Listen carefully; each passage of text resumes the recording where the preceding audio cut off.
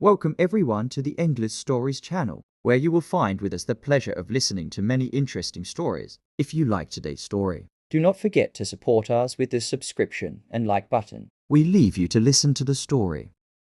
Chapter 2. The Puzzles That Get More Complex. The next morning, Yassin woke up to the sound of birds chirping and the sunshine flooding the room. He felt a strange heaviness in his chest. As if last night had been more than just a dream, the atmosphere inside the house seemed different. Although everything seemed to be in its place, Grandma sat in the kitchen, preparing breakfast in her traditional way. And there was no sign that she had noticed his intrusion last night. "How did you sleep, dear?" Grandma asked as she placed a plate of bread and cheese on the table. "I slept well, but..." "I felt something strange last night." Yassin hesitated a little before continuing. Then said, "I saw the door you warned me about. I almost opened it." Time stopped for a moment in the kitchen. Grandma carefully placed the cup of tea on the table and stared at Yassin with eyes full of concern. She did not smile this time, but rather a pallor appeared on her face that was always full of calm. "Yassin, I told you before not to approach the door. What's happening in this house isn't what it seems. And the secrets behind it aren't just old stories." Yassin felt a tension building inside him,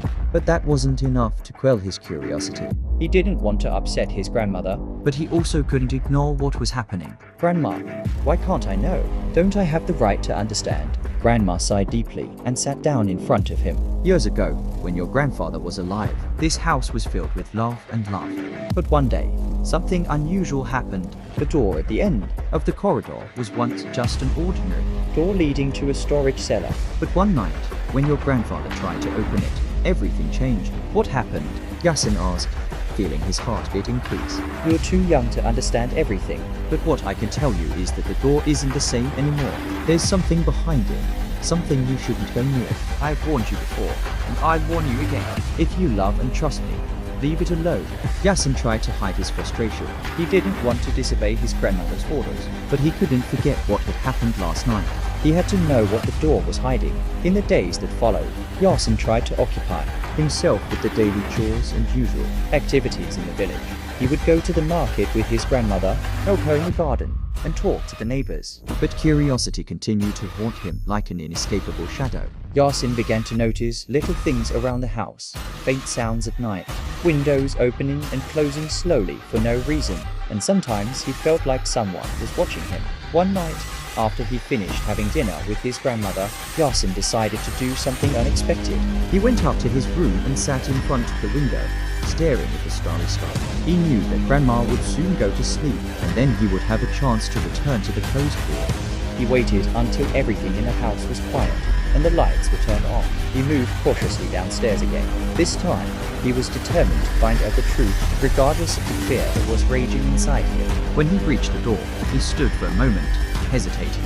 He remembered his grandmother's words and the warning she had given him, but in the end, curiosity overcame all those fears. He slowly put his hand on the handle and tried to open the door. To his surprise, the door was open. Yassin opened the door quietly and looked inside.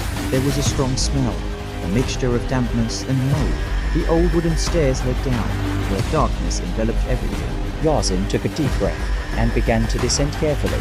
The air was colder than he had expected, and every time he took a step down, he felt that something was watching him from afar.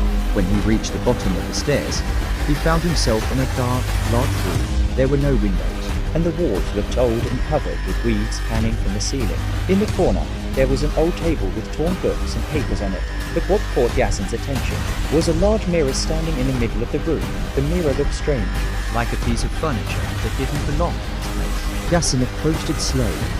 When he looked inside, he didn't see his usual image. Instead, he saw someone else. Someone who looked like him but was standing in a completely different place. Suddenly, the person in the mirror moved and extended his hand as if he wanted to get out of it. Yassin quickly backed away, but he couldn't move far. Now we have reached the end of the chapter. If you like this chapter, do not forget to support us with the like button, subscribe to the channel, and activate the notification bell to receive all that is new.